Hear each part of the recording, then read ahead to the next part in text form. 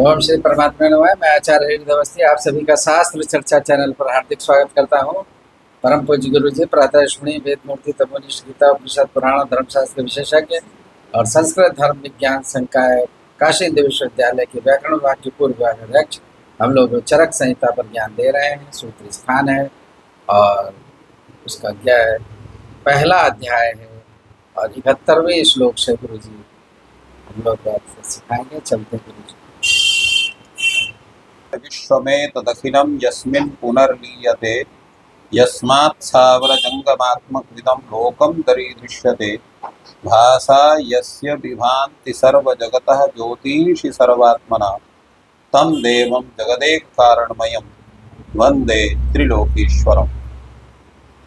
शास्त्र चर्चा इस चैनल से संबद्ध सभी विद्वद्गण, सभी जिज्ञासु छात्रवृंद, सहृदय सज्जन वृंद एवं इस चैनल के व्यवस्थापक आचार्य हरिहर अवस्थी जी, आप सभी का चरक संहिता के सूत्र स्थान प्रकरण के दीर्घन जीविकीयाध्याय की विचार परंपरा में स्वागत है।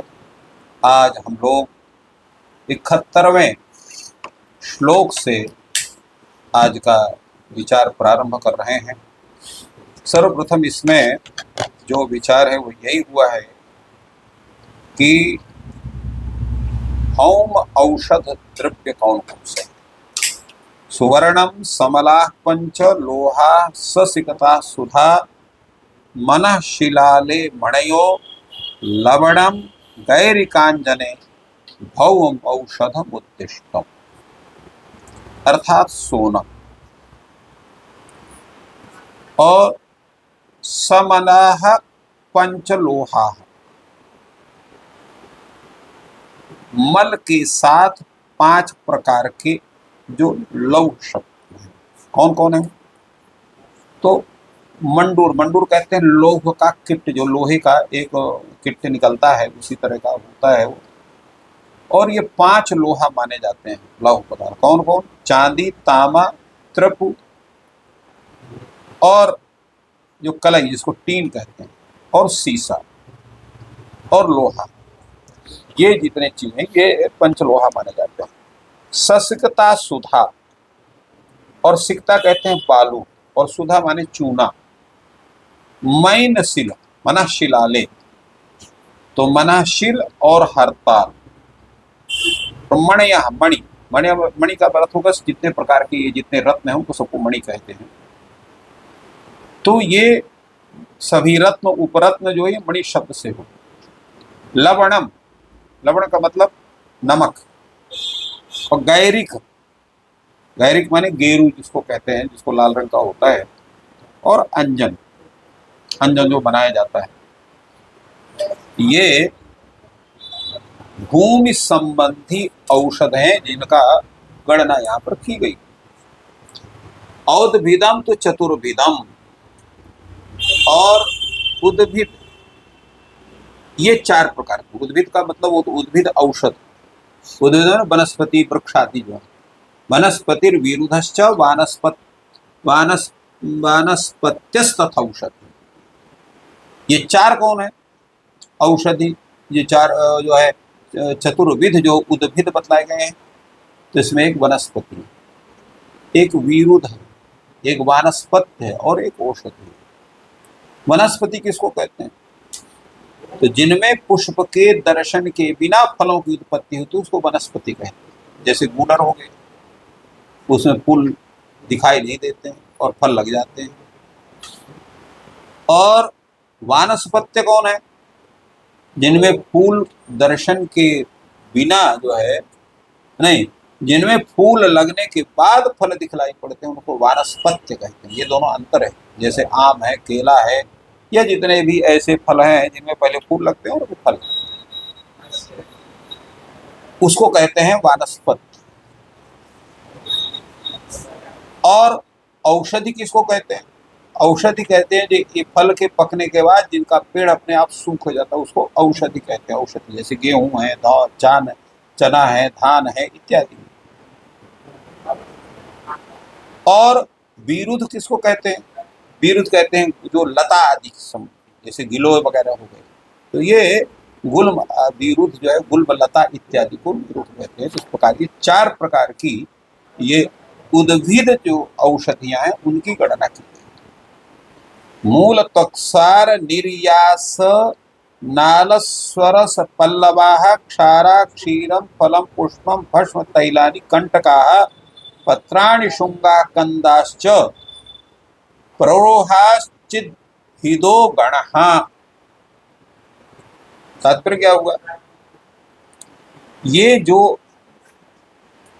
उद्भिज है इनके जो द्रव्य है क्या क्या लिए जाते हैं, तो औद्भिज द्रव्यों का जिनका अंश ग्रहण होता है उससे पहले है मूल माने उसकी जड़, फिर त्वक माने छाल, और सार, सार कहते हैं उसके बीच का भाग। जैसे लकड़ी पूरी आपने काटी, उसके बीच वो लाल रंग का या कालो जो है कुछ कृष्ण रंग का या कत्थे रंग का, कई तरह के उसके स्वरूप होते हैं, तो वो सार कहा जाता है। और निर्यास, निर्यास कहते हैं गोंद को, निर्यास। और नाल, नाल माने कमल नाल आदि, और स्वरस माने उनका जो है रस जो उसका है। और पल्लव, पल्लव कहते हैं जो नए पत्ते निकलते हैं उनको पल्लव कहा जाता है। क्षारा, जो क्षार भाग है, क्षीर माने जो दूध है, उनका फल है, उनके पुष्प हैं, और उनको जला करके जो भस्म बनाई जाती है, जो तेल बनाया जाता है, जो कांटे हैं, पत्ते हैं। और शुंग, शुंग का कहते हैं पत्थरों का जो अंकुर है उस पर पूर्व का भाग उस समय निकलता है। और पत्राणि शुंगा कंदाश, और कंद माने जो कंद जिसको कांदा कहते हैं, उसमें कांदे भी निकलते हैं, तो कंद उसका। और प्ररोह, प्ररोह का मतलब होता है जैसे बरगद के जो प्ररोह निकलते हैं, बरारोह इसको कहते हैं। वो ये सब जितने हैं औद्भिद गण की औषधियां कही गई हैं, और इनका प्रयोग औषधि के रूप में किया जाता है। मूलिन्या षोडशैकोना फलिन्यो विंशति स्मृताः महास्नेहाश्च चत्वारः पंचैव लवणानि च अष्टौ सुमूत्राणि संख्यातान्यष्टावे पयांसि च शोधनार्थाश्च षड्वृक्षाः पुनर्वसु निदर्शिताः य एतान् वेत्ति संयुक्तं विकारेषु स वेदवित्। अब इसमें कहा मूलिन्या षोडशैकोना, इसमें मूलनी माने जिन द्रव्यों में औषधि प्रयोगार्थ जड़ का प्रयोग किया जाता है ऐसी औषधियों को मूलनी कहते हैं। ये औषधि भी है 16 प्रकार की मानी जाती है जो मूलनी औषधि है, षोडशैकोना। और जो फलनी है तो फलनी, फलिन्या, तो जिन औषधियों में औषध प्रयोगार्थ फलों का ग्रहण किया जाता है उनकी संख्या कितनी है? तो एक ओना 20 माने एक ऊन, एक कम 20 अर्थात 19, ये 19 कहा गया। महास्नेह चत्वारा, और महास्नेह जो है उनको वो 4 कहे जाते हैं। और पंचैव लवणानि च, 5 जो है ये लवण कहे गए हैं। अष्टौ मूत्राणि, मूत्र जो है 8 प्रकार के होते हैं। और संख्यात्यान अष्टावे पयांश जो है दूध भी 8 प्रकार के कहे गए।